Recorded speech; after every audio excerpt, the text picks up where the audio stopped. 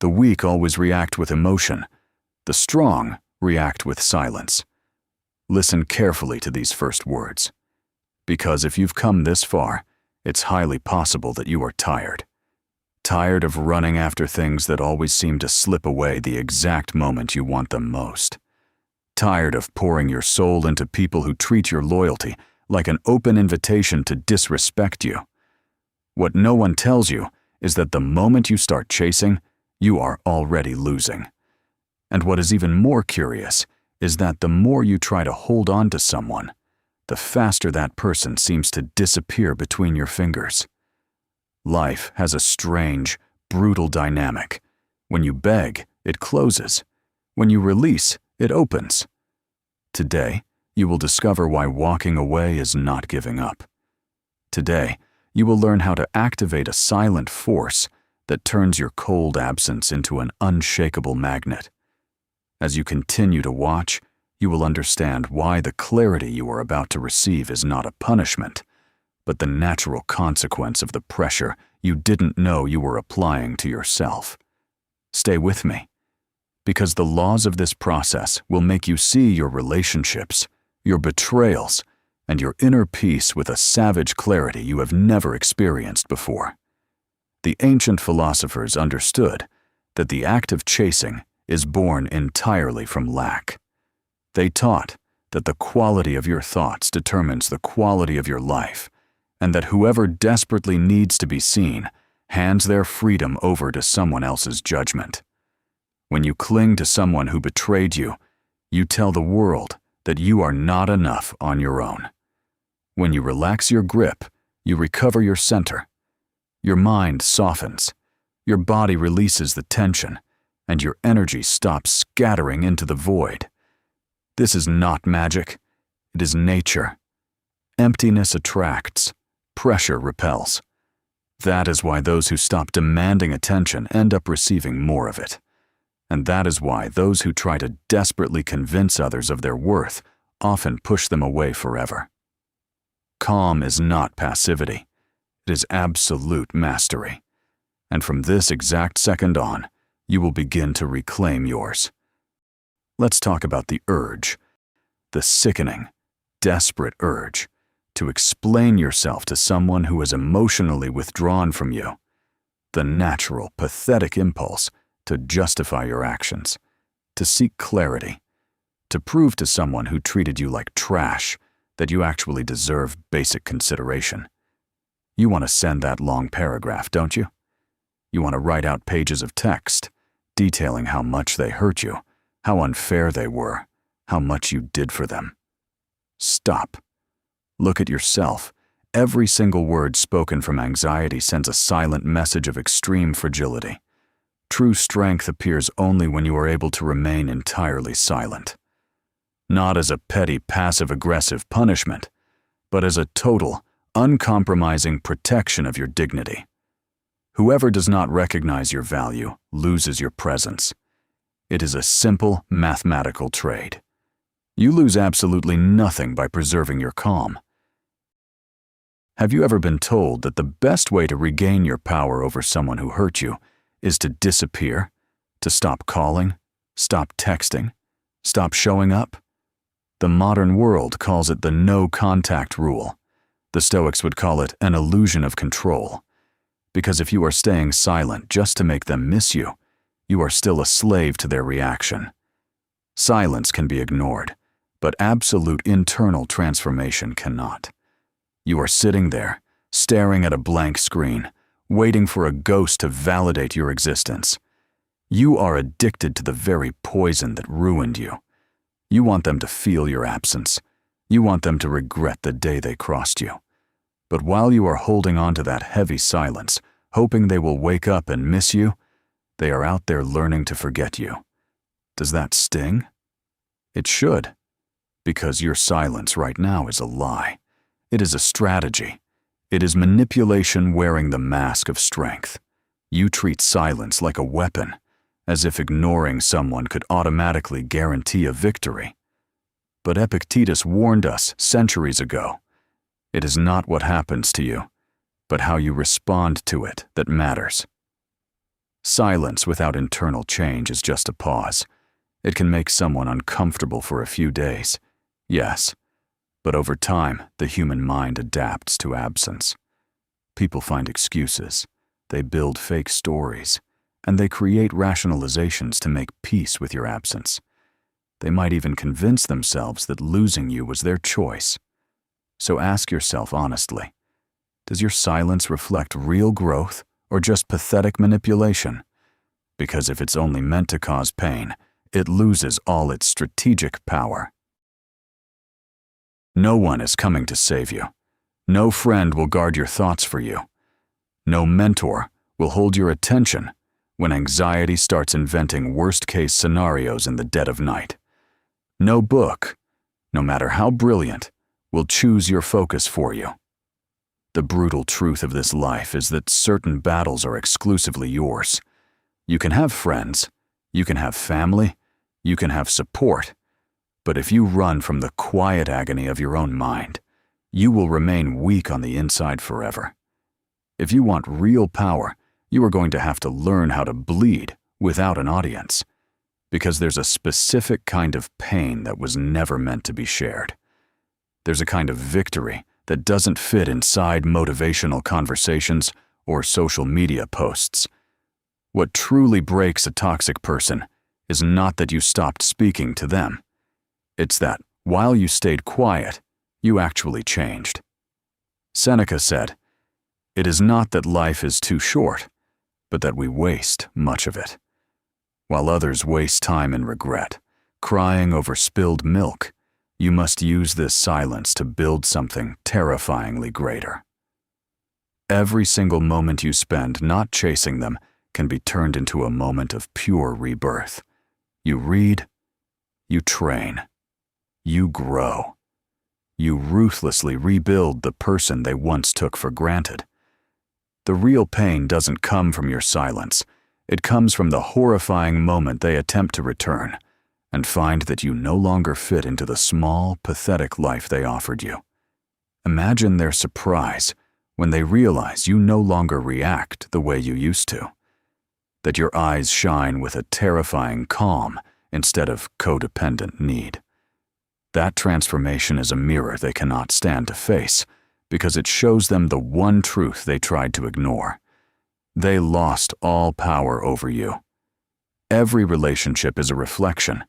We see ourselves in others, and they see themselves in us. When someone mistreats you, they expect that you will remain small, dependent, and reactive. But when you grow instead, when you respond with absolute dignity, you hold up a mirror that exposes everything they tried to hide from themselves. Epictetus said, "When someone is properly grounded in life, they shouldn't have to look outside themselves for approval." Your transformation forces the other person to confront the reality that they once doubted your strength, and that confrontation burns deeper than any silent treatment ever could. To maintain this mindset, you need a routine, a daily, rigid structure that keeps you firm even when the world tries to shake your foundation. Here is your 5-step protocol for the next 30 days. Do not negotiate. Do not slip. Step 1. The dawn of control. When you wake up, do not pick up your phone. Do not look for external signs. Do not check if they texted. Spend the first 15 minutes visualizing your day as completely protected territory. If the message arrives later, remain entirely neutral. If it doesn't arrive, remain entirely neutral. Your peace is the only reward that matters. Step 2. Voluntary fatigue. A strong body supports a steady, unshakable mind. When you train and push your muscles to their absolute limit, you teach your mind that discomfort does not defeat you. So when emotional silence appears, when the loneliness kicks in, your body will remember that you have already endured far more challenging physical sensations. You build a body that can sustain a stable mind. An irritable, untrained system creates a reactive mind, and a reactive mind is a puppet. Step 3. The death of the ego. Ask yourself at midday, whether what is disturbing you today will matter 5 years from now. Most of your burning anxiety does not come from love. It comes from a wounded ego, an ego that is throwing a tantrum because it was ignored or discarded. When the ego dies, the urge to chase dies with it. Step 4. The fasting of attention. Avoid posting on social media just to catch someone's eye. Avoid indirect messages, disguised signals, quotes about loyalty, or silent requests for validation. Someone who does not beg for attention becomes a mystery, and mystery attracts infinitely more than any public performance. Stop turning your goals into content. Stop looking for an audience. Quiet execution is sovereignty. Step 5. The examination of conscience. Before going to sleep, review your day with brutal honesty. Did you chase? Did you beg? Did you betray your own calm for crumbs of attention? If so, do not cry. Forgive yourself, but commit to being 10 times stronger tomorrow. Philosophy is not meant to be read. It is meant to be lived with a blade in hand. As you apply these 5 steps, you will feel an immense weight lifting from your shoulders. Your mind will stop inventing fake scenarios that wound you. You will realize that what belongs to you never moves away because of your calm, only because of your anxiety. Magnetism appears when you no longer need to cling to anything. It appears when you can say, with a peaceful soul, "It would be good to have your presence, but I don't need it to be myself." There will be moments when you cannot completely isolate. Life will force you into environments where you must face arrogance, provocation, or the very people who underestimated you. When you encounter these social wars, you do not force yourself into circles that do not see you. You do not fight fire with fire. You disarm them with phrases that display an unshakable inner citadel. Memorize these weapons. Phrase 1. You have a right to think that way. Arrogance thrives entirely on resistance. The arrogant person expects you to fight back so they can dominate you. When you respond calmly with this phrase, you break the logic of the conflict. You aren't agreeing with them.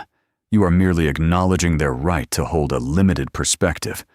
You remove the fuel from the fire. Phrase 2. I'd prefer to hear more before I respond. The enemy expects an immediate reply, a quick, emotional dispute. When you choose to delay your response, their arrogance dissolves into thin air.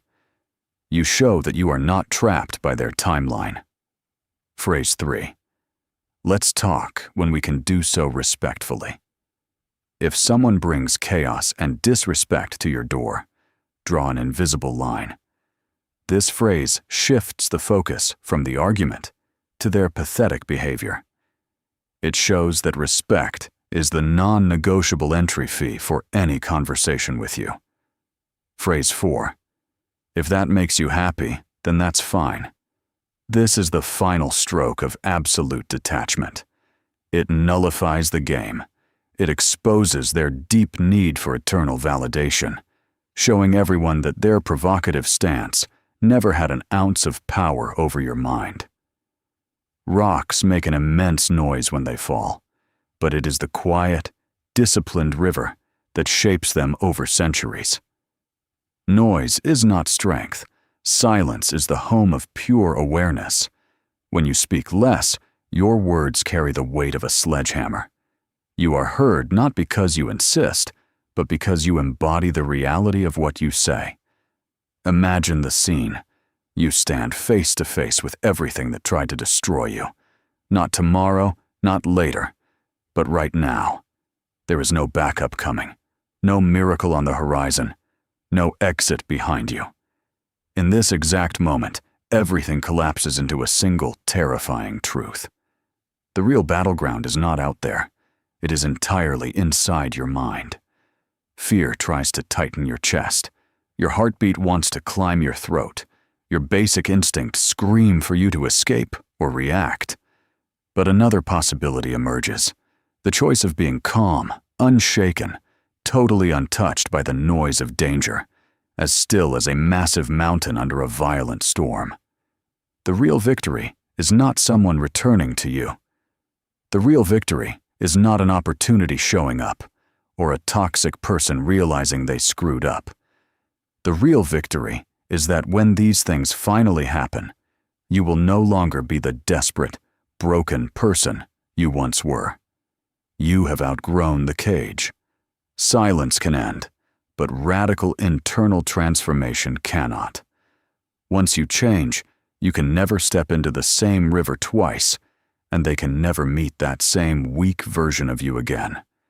You have written a story where they are no longer needed. Don't waste this pain trying to be noticed by ghosts. Use it. Let it teach you discipline, patience, and absolute self-respect.